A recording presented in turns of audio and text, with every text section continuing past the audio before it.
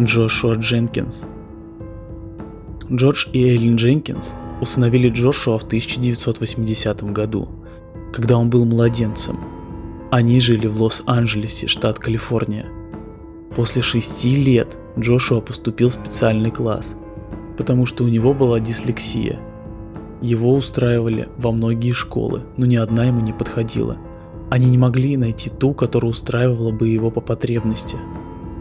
В 1993 году Джордж перевез семью из Лос-Анджелес в Лас-Вегас, штат Невада. В то время Джошу было уже 12 лет, а его сестре Меган было всего 7, но он знал, что Меган тоже была взята из приюта. Джошуа любил свою сестру, он часто защищал ее. Когда мальчик был в 8 классе, школьный психолог говорил, что его проблемы были гораздо более суровыми, чем его успеваемость. Он отметил, что Джошуа проводил большую часть своего времени в одиночестве. Он также демонстрировал странное поведение. Например, Джошуа сказал, что однажды он разговаривал с инопланетянами. У Джошуа были симптомы шизофрении. Его родители решили показать его другим специалистам. Другой врач прописал Джошуа лекарство, но, к сожалению, лекарство имело неблагоприятный эффект. Его расстройства все ухудшались. Когда Джошуа стал старше, его психические проблемы сильно стали плохи. Он стал более неустойчивым. Когда мальчику было 14 лет, он сломал руку своему отцу бейсбольной битой. Джордж и Эллен говорили знакомым, что они боялись Джошуа и беспокоились о том, на что он способен. Его отец решил, что лучше всего отправить Джошуа в школу-интернат для трудных детей в Лос-Анджелесе. Джош начал учиться в школе-интернате летом 1995 года. Ему было около 15 лет. 2 февраля 1996 года Джош и Эллен забрали ребенка из интерната, а затем они поехали к своим родителям в Калифорнию. Семья планировала остаться дома у родителей на выходные. Через несколько дней Джошуа должен был быть осмотрен врачом. Ожидалось, что ему назначат антипсихотические препараты. Примерно в 4 часа дня на следующий день после их прибытия соседи вызвали пожарную службу. Спасатели обнаружили, что пожар начался в главной спальне, а в ней на тот момент уже было 5 мертвых тел. Это были 50-летний Джордж, его 48-летняя жена Эллен, их 10-летняя дочь, и 2 другими телами были родители Эллен: 70-летний Билл Гроссман, 74-летняя Аллен Гроссман. Они умерли насильственной смертью до того, как начался пожар. На следующее утро массовое убийство было на первых полосах во всех новостях. В этом районе статья об убийце содержала фотографию Джошуа. Сам он скрылся с места преступления на машине отца. Продавщица одного из круглосуточных магазинов увидела статью. В то же утро Джошуа пришел к ней в магазин. Женщина позвонила в полицию. Джошуа был задержан в паре километров от этого магазина. Под стражей 15-летний парень дал полное признание. Он сказал, что он нашел молоток для гвоздей среди инструментов его дедушки. Он схватил его и пошел в комнату, где спали его родители, но он ничего не сделал. Потом он пошел в гостиную. Время было около полуночи. Джошуа услышал, как его отец проснулся и направлялся в туалет. Мальчик в уборной ударил его 13 раз молотком по голове. Звуки ударов и криков разбудили 48-летнюю Эллен. Она побежала на кухню, чтобы позвонить в полицию, но между ей и телефоном стоял ее сын. Эллен сделала рывок к телефону, но Джошуа прыгнул ей на спину и ударил ее 10 раз по голове молотком. 74-летняя мать Эллен услышала, как на ее дочь напали. Ее звуки привлекли внимание парня, и, зайдя к ней в комнату, Джош ударил ее 14 раз молотком. Затем он пошел к 70-летнему деду, который спал отдельно, и ударил его 17 раз по голове. Но самое ужасное, что никто из всех членов семьи не был тогда еще мертв. Парень пошел на кухню, взял нож, вернулся к своему отцу и перерезал ему горло. 10-летняя Меган проснулась, когда он еще бил своего отца. Джошуа подошел к ней и сказал, чтобы она легла и накрыла голову подушкой. После того, как Джошуа закончил убивать своих родителей и бабушку с дедушкой, он перенес все их тела в спальню. Затем он схватил молоток и сел на диван смотреть телевизор. Он сказал, что смотрел телевизор всю ночь и что он не может спать. Когда Меган все же спустилась, чтобы узнать у Джошуа, что случилось, он сказал ей, что их бабушка заболела, и остальные поехали в больницу вместе с ней. Девочка рассказала, что они ходили в магазин, где купили топор, для чего брат ей не рассказал. Позже, в тот же день, свою сестру Меган, которой было 10 лет, он кинул на диван, и, как сказал сам Джошуа, он взял топор и бил ее по голове, как будто это был бейсбольный мяч. Он ударил ее тупой стороной топора 6 раз. Далее он положил ее тело в спальне вместе с остальными телами, а затем он начал пожар в доме. Было сказано, что после того, как он начал пожар, он собирался поехать в гараж своей семьи в Лос-Анджелесе и совершить там самоубийство. Но он был арестован еще до того, как добрался до места. Джошуа Дженкинс предстал перед судом в мае 1997 года, примерно через 15 месяцев после убийства.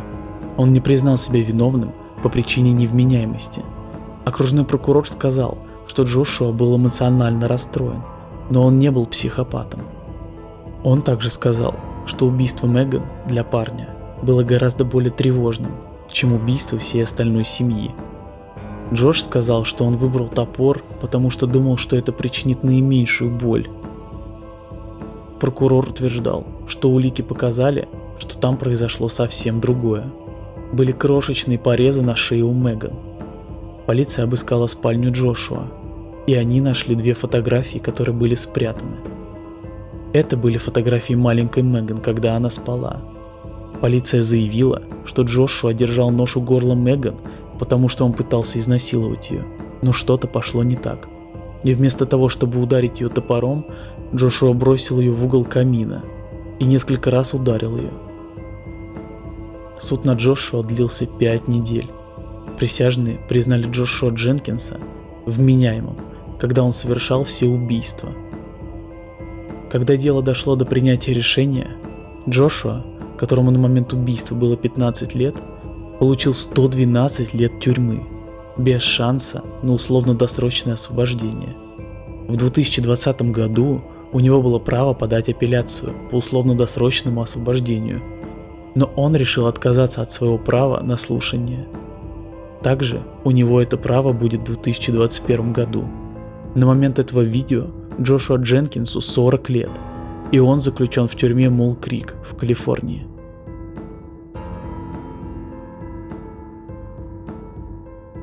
В конце 2000 года Уильяму Лемке было 16 лет, и он жил со своей семьей в лесистой местности в округе Стивенс, штат Вашингтон. Их дом находился примерно в 60 милях от ближайшего большого города. 49-летний отец Роберт был лесорубом.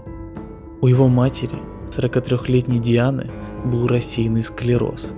Она не выходила из дома. У Уильяма была старшая сестра Джолин, которой было 18 лет, младший брат, 13-летний Уэсли Уильям. Он получал хорошие оценки в школе, но он также иногда очень плохо себя вел. Например, его поймали на взломе компьютера одного из своих учителей. Осенью 2002 года он был в изоляторе в течение нескольких месяцев для несовершеннолетних. Он ворвался в дом соседа и украл деньги и его серебряный слиток. Ближе к Рождеству соседи начали замечать, что никого не осталось в доме, кроме 16-летнего Уильяма. На вопрос, где его родители, он отвечал, что они все уехали в Калифорнию навестить больного дядю. Но соседи замечали, что он ведет себя странно, а 2 машины семьи были припаркованы у дома. 29 декабря 2000 года соседи позвонили в полицию и попросили их проверить дом. Офицеры зашли в дом. Они заметили, что было несколько брызг крови по всему дому. Когда офицеры наткнулись на Уильяма, Они потребовали рассказать, что случилось с его семьей. Парень начал дрожать и плакать. Он признался, что убил свою семью и бросил их тела в 2 милях от их дома в канаву. Мальчика привезли в полицейский участок, где он рассказал детективам, что произошло. В ночь на 23 декабря он поссорился со своим 49-летним отцом. Он сказал, что Роберт, его отец, ругался с ним из-за того, что тот не принес дрова, пригрозил выгнать его из дома за то, что он ничего не делает. Когда Роберт пошел в душ той ночью, Уильям взял винтовку и ждал отца в коридоре дома. Парень подошел сзади к отцу и наставил винтовку к его затылку. Ничего не сказав, он выстрелил в отца 2 раза. После этого он пошел на кухню и открыл огонь по своей 43-летней матери Диане. Но в какой-то момент винтовку заклинило. Поэтому он пошел и взял другую винтовку в шкафу у родителей. Его мать была застрелена. Он выстрелил в нее 4 раза. 1 раз в правую руку, правое плечо и 2 раза в голову. Уильям вошел в гостиную, где он нашел свою 18-летнюю сестру Джолен и 13-летнего брата Уэсли. Оба пытались спрятаться. Он выстрелил Джолен 2 раза в спину и 1 раз в затылок. Затем еще 2 раза в затылок брата. Затем Уильям признался, что после того, как он убил свою семью, он изнасиловал тело своей сестры, а затем отвез и бросил их в канаву. После этого он пришел домой и пытался убрать место преступления, закрасив всю кровь, которую он нашел. 16-летний Уильям Лемке впоследствии был обвинен в 4 убийствах 1-й степени. Уильям предстал перед судом в августе 2001 года. Примерно через 8 месяцев после убийства его адвокаты утверждали, что не было никакого плохого умысла. Уильям просто сорвался на ссору из-за дров. Его адвокат просил, что если не было запланировано убийство, то он должен быть признан виновным только в убийстве 2-й степени. Был вынесен менее суровый приговор. Обвинение утверждало, что мотив убийства был гораздо более ужасным. Были доказательства того, что Уильям тайно записывал свою сестру Джолен, когда она принимала душ. На той же видеокассете он записывал себя мастурбирующим на ее видео. Обвинение сказало, что родители Уильяма либо нашли запись, либо узнали, что Уильям записывал Джолен. Полиция заявила, что в ночь убийства родители мальчика узнали об этом и грозились отослать его в интернат. В ответ Уильям убил всю семью. Судебно-медицинский эксперт нашел доказательства того, что Джолен занималась сексом как раз в ночь убийства. Тест ДНК показал, что она была изнасилована своим же братом. Позже Уильям во всем признался. Суд длился неделю. Присяжные признали Уильяма Лемке виновным по всем 4 пунктам убийства 1-й степени. Уильям был приговорен в тот же день. Он был признан виновным. Судья сказал, что в мальчике живет монстр, так как он даже не переживал из-за того, что сделал. Его приговорили к пожизненному заключению без возможности условно-досрочного освобождения. Уильяму Лемке 35 лет на момент этого видео. Он отбывает наказание в штате Вашингтон, тюрьма Уолла-Уолла. Николас Браунин. В начале 2008 года семья Браунин жила в городе Кокисвилл. Джон Браунин был известным и уважаемым бизнес-адвокатом.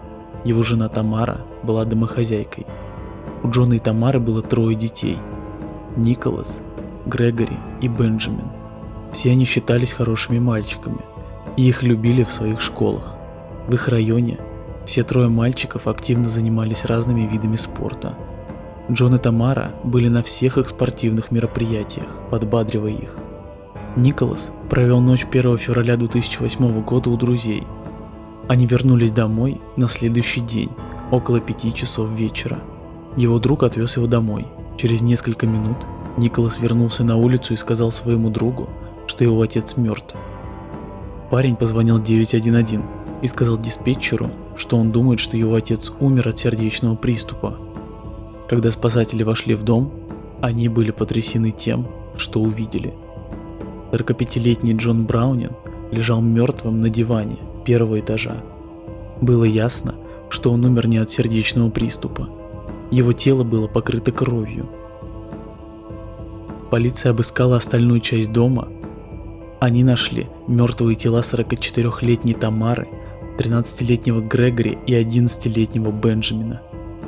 Все они были убиты. Полиция установила, что семья была убита из 9-миллиметрового пистолета.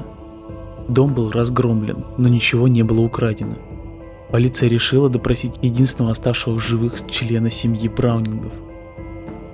Ровно через неделю ему должно было исполниться 16 лет. Сначала Николас отрицал, что знает что-либо об убийствах. Следователи заметили, что Николас не казался расстроенным, и им даже казалось, что ему было все равно на то, что вся его семья была убита. Полиция стала еще более подозрительной к Николасу.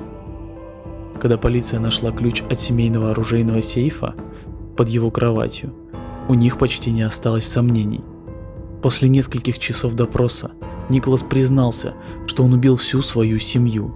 На вопрос полиции, зачем он это сделал, Николас утверждал, что его отец был алкоголиком, который физически и эмоционально издевался над ним в течение многих лет. Мать его была пособником, которая позволяла насилию продолжаться. Но если это было так, то почему он убил своих братьев?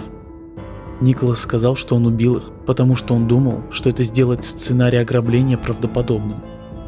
Окружной прокурор через несколько часов после признания рассказал прессе, что Николас убил свою семью. Когда его допрашивали детективы, он говорил о богатстве своих родителей. Он также сказал, что эти следователи были к нему добры, хотя и немного строги во время допроса.